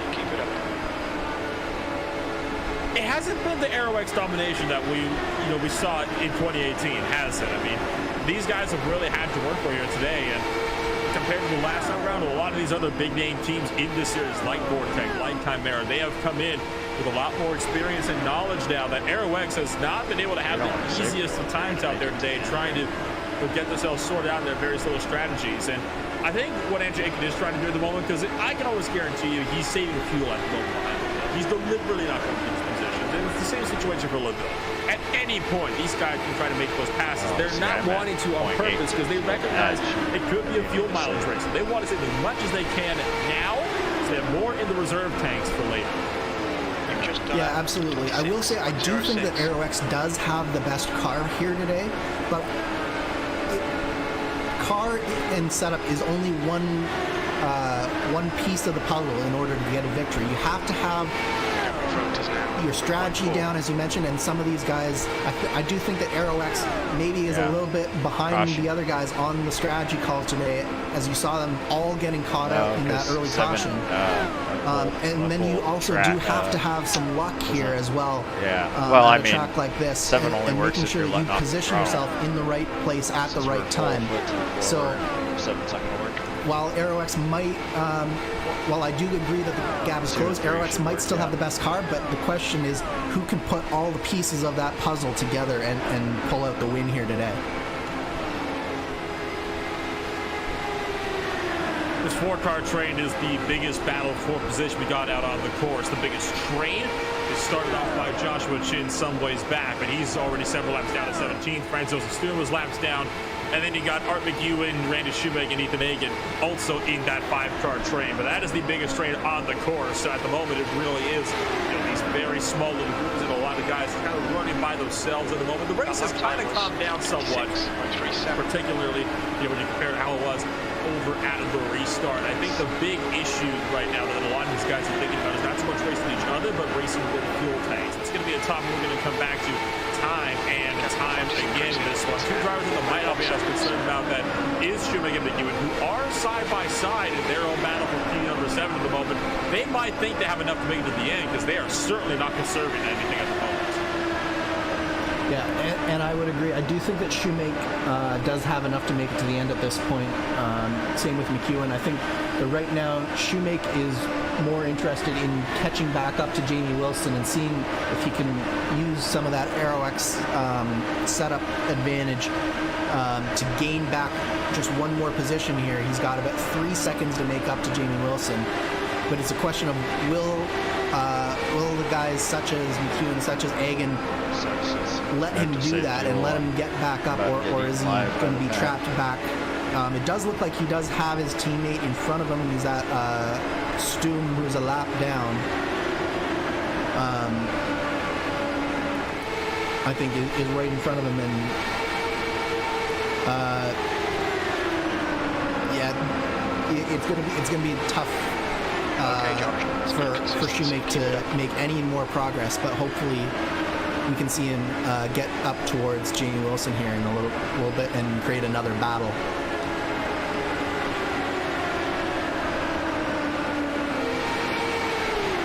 Look back up towards the top 4 drivers at the moment, still running line astern.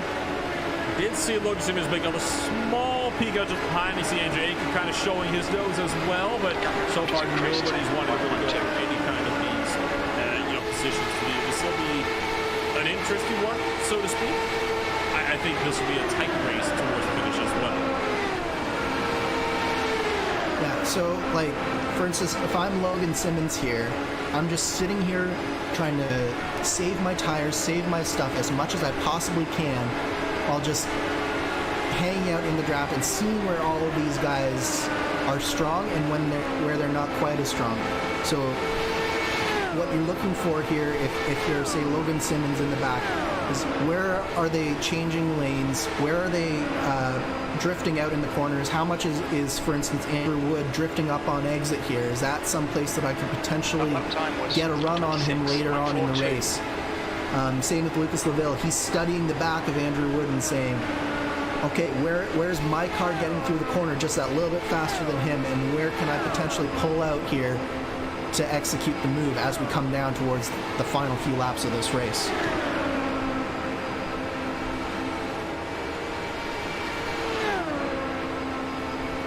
The lap time was 26.55. Andrew Wood still holding strong. It does look like it's almost more of a Chimera domination. That team has been the crew to lead the most amount of races thus far today, and it'll be tight to see if Andrew will be able to hang on, because unlike what we saw at Kansas Speedway, where you had 2 teammates that were working together to make sure that you could get an easy 1-2 finish, you got 4 different teams with 4 different drivers up here in this battle for the lead. So Andrew Wood will not be able to have any kind of support this time around. He wants to try to pick up yet another win.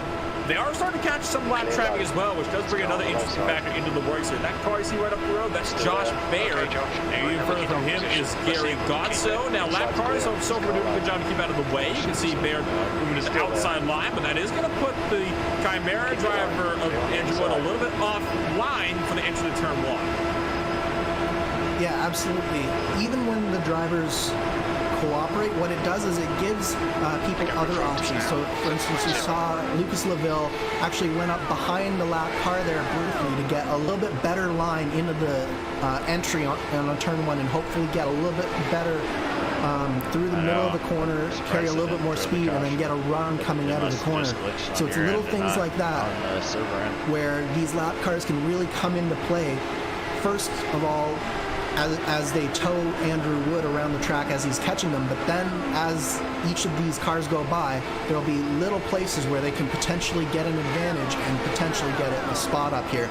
So these lap cars, even when they cooperate, it's going to factor into this race as we get closer to the end with only 30 to go here now. Godso pulls out of the apron. You're in let clean the top air 5 though, right? up on By the yourself. outside line, not wanting to find himself interfering in that battle for the race lead. In fact, Godso might actually be coming down to pit road. Keep himself on the apron for round 3 and 4, and 5 car is coming down to pit road. So we will be seeing one driver. They get one more stop. Of course, Gargazzo is several laps down, so he's very much on a different strategy than these race leaders are. So I almost want to say it's not necessarily surprising to see guys like him coming down a little off cycle from the leaders. Are kind of running their own race at the moment. They're not trying to impact the leaders, so you know you're got to get out of the way for the leaders anyway. May as well come down and make sure you have enough fuel to make it. I have no intent to get on the Absolutely, and when you have an ill-handling car, you tend to burn the tires off a lot faster. So if you need to get out of the way anyways, you might as well get those fresh tires. Make your car at least handle it a little bit better for a little while, and it just makes your time out on the track, even if you don't have a shot to win, it makes your time out on the track that much more enjoyable. As we see these top four, as well as Josh Barrett at the end of the pack here now, Lucas is starting to look outside just a little bit more, and you're seeing that Andrew Wood is starting to drift up the track just a little bit more out of every corner here. We saw that Team Chimera's car was really, really good early on, but as the run goes on, it tends to go away from them a little bit. I'm wondering if we're starting to see that from Wood just a little bit here. Because despite the clean air, we're starting to see him go out a little bit wider than he was before. So it'll be interesting to see whether he can keep that car under him for these remaining 26 laps. Well, and it's also important to remember you can't follow the same racing line as you go on throughout one of these races. You might be able to do that in a stock car, but certainly not in an IndyCar, such as what we're seeing here today. I mean, these guys have got to try to work their way top to bottom to some of these corners, especially as you get later into a run. A more wider arc is going to do you better because you continue to carry the same speed through, but you're not burning up your tires nearly as much. It also takes away the outside line from drivers further in behind. Guys like Luke LaVille, who is already starting to look around for the outside line to try to get better momentum runs out of turn 2 and out of turn 4 in an effort to try to close in the gap to Andrew Wood. You got to very well keep that in mind, that if you take away the line where all the runs are coming from away from your opponents, they're not going to be able to get a run on you and overtake you. Yeah, you're on the limit of grip throughout the entire lap here, through the corners. So as the grip goes down and as those tires wear out, you just simply don't have the traction to stay on the bottom. But what it does is it does take away the top, as you mentioned, but it does potentially expose Wood for a crossover maneuver. So it'll be interesting to see if Lucas really stays on that top line and really tries to go after it, or maybe one of these times he sort of takes his momentum and goes to the inside. And I think that one of those types of maneuvers, once you see that happen, you know that Lucas will be just fine on fuel and is ready to sort of take control here. Similarly with Andrew Aiken in third place, you're looking for him. We mentioned that he was sort of sitting there and maybe saving a little bit of fuel. There'll be a point in time where you see he suddenly starts to go and look for a different line rather than follow in the tracks of Lucas LaVille like he has been so far. Talk about how these drivers have got so few laps to go, 21 remaining at the moment. 57 laps is roughly about how long you can go on one fuel window. They're going to be right at 57 to 58 laps when this race is complete. This very much is a race against your fuel tanks here. And some drivers might not have enough to make it to it at the end, particularly guys like Jamie Wilson, who came down 39, make it 40 laps ago now. They're going to be going 3 laps longer on the fuel tanks than it's anticipated you can go. And we saw, Joshua Chin under that latest caution when he had to come down pit road and duck out of the last second. He was right on 57 laps, and he ran out of fuel trying to make it down pit road under the caution period. So if this race ends up the way I think it's going to go, some of these guys, they have to come in again, and Jamie Wilson is one of them. Yeah, and just an indication of that is Jamie Wilson just passed Logan Simmons by the looks of it. Or sorry, Marshall Stanley for 5th place here. So if Jamie Wilson was trying to make it, he wouldn't have done that. He would have stayed right behind Marshall Stanley and tried to draft as much as he could. I definitely don't think that Jamie has the fuel to make it, as we see him actually coming down on the pit lane this time by with 19 to go. Right on cue. You can't make it to the end. Don't bother staying out until you have no time to make up any kind of ground. So Jamie Wilson coming into pit road. Gets down safe and sound, so we have no issues so far coming down on pit road. Question is, how much time will he be losing on pit road? A lap for sure, as the field is coming around through 3 and 4, with Andrew Wood still leading it, by the way. At this point, I think LaVille, Aiken, and Simmons will all have enough to make it to the end because they've been saving so much. The only real question at this point is Andrew Wood, because he's been the one that's been allowing all these drivers to save in fuel right behind. Yeah, absolutely. I'm actually surprised that Wood has wanted to lead for so long here, because he is right on the edge of that window. So he must be either very confident that he can make it those full 57 laps and that he won't run into the same problems that his teammate Josh Chin did despite leading all of these laps, or he just knows that he can't make it and there's nothing he can do, as we see Logan Simmons actually trying to go by Andrew Aiken here now. Last lap time was 26.00. Art McEwen, meanwhile, had come down pit road, so even more drivers trying to come down pit road, and these top 4 not among them. Look at LaVille, he's getting feisty. He does not want to wait around any longer. Lucas LaVille trying the outside line to get a run on Andrew Wood to go for the race lead. The 64 coming up the track, but he cannot fight him off. It's Vortex Sim Racing's Lucas LaVille to the race lead.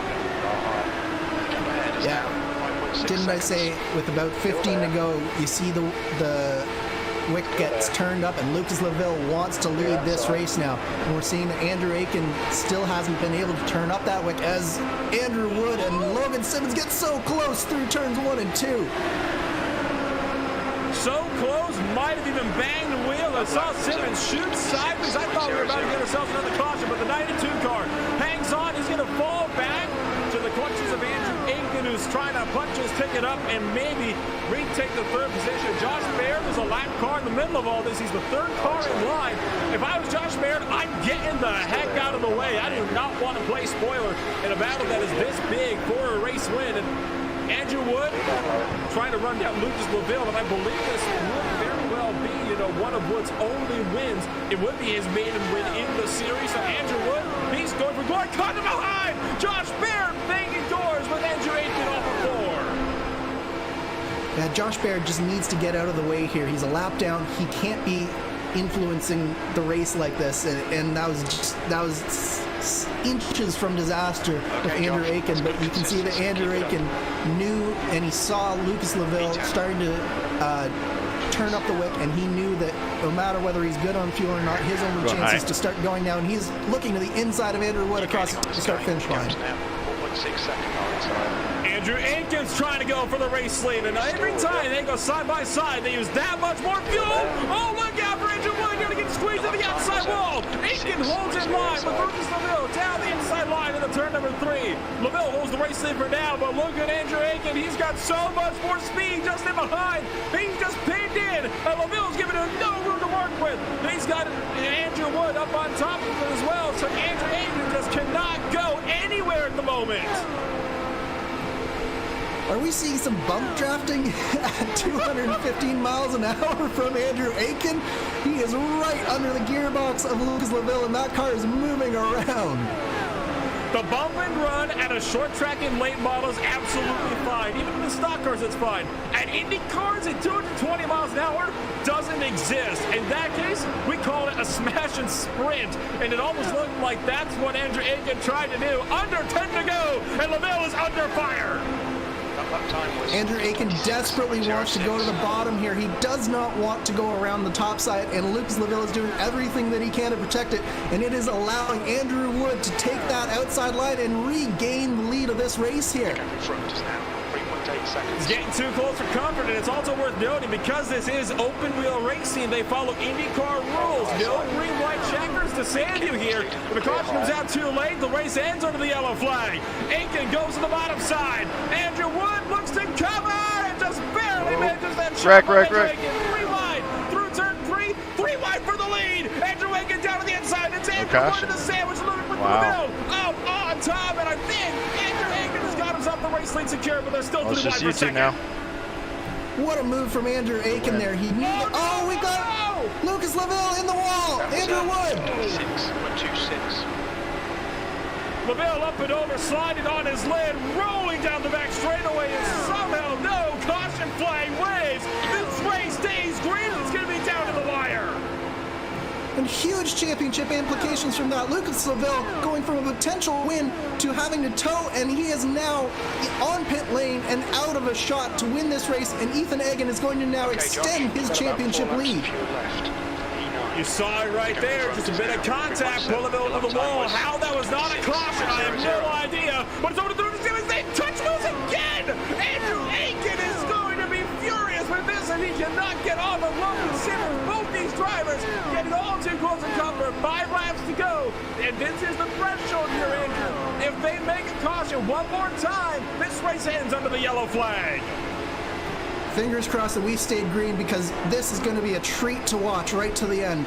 Andrew Aiken, Logan Simmons, what a job Logan Simmons has done. He might not have had the best car all day, but he used the draft, used Andrew Aiken to get up to that lead group, stuck in behind for that last stint, and now he is one-on-one. Andrew Aiken versus Logan Simmons here for the race win with 4 laps to go. Gotta watch that fuel though. 3 laps to go. We're entering lap 55 of an estimated 57-lap fuel run. You gotta be careful. You gotta keep your eye on that fuel gauge. Running out on the last lap was always one of the worst fuels any race car driver can experience, and so I would say in the past. Andrew Aiken still in racing with 3 laps to go. Josh Baird hanging in the wings, and with Andrew Wood nowhere to be found, this is now a 2-horse race between Simmons and Aiken. Andrew Aiken is in the danger zone right now. He has to be hoping that Logan Simmons' tires just can't handle it, because what Logan Simmons has is the draft, and Andrew Aiken has no draft. So Logan Simmons, potentially, even if he didn't necessarily have the best car today, he could potentially draft beside Andrew Aiken and steal one right out from Andrew Aiken's nose here. This is a fascinating race, as Logan Simmons does. That way, if he runs out, you're guaranteed to get second right now. He's going to keep it steady, though. This is coming to the white flag. 1 lap to go. This race will end under the green flag conditions. Andrew Aiken, the gap's not much, but the gap is growing. It's 3.5 tenths up now, and it is only continuing to grow. Logan Simmons not close enough. Unless Andrew Aiken has something terrible happen on the last lap, it'll be all in his hands. Josh Baird goes to the inside line, and Simmons lets him through. Andrew Aiken is going to come to turn number 4, and he will take a victory for the Lionheart Indy 300 here at Chicagoland Speedway, and it will be Logan Simmons out of fuel and coasting across the line for second. And the heck of a car, that's for wow, what a race we just witnessed there. You won't have enough fuel to do donuts. Lucas Laville ending the race against the wall, but Andrew Aiken with the fastest car all day. He moves his way to the front with under 10 laps to go. What a victory from Andrew Aiken for the Aero X Racing team. 2, 1, box now. An absolutely insane finish to an absolutely insane race. Second place, running out of fuel out of the final corner. I told you got to watch those fuel windows. But Andrew Aiken gets it done in round number 9 of the Classic IndyCar Series here at the Chicagoland Speedway. Let's take a quick look now at your post-race results from round number 9, with all cars having cross-start finish. Andrew Aiken, your race winner by about 3 seconds total over Logan Simmons, pretty much exactly, with Andrew Wood rounding out the podium. Jan Hoppins in 4th, with Marshall Stanley 5th. Randy Shoemaker's in 6th place, with Ethan Aiken in 7th. Caleb Weekly rounds out the cars and finished on the lead lap, down in 8th place, with Josh Baird and Stefan Schlacker rounded out the top 10. All right, good job, Logan. Sam Roush coming home P11, 1 lap down, followed by Jamie Wilson, who had to take that extra pit stop.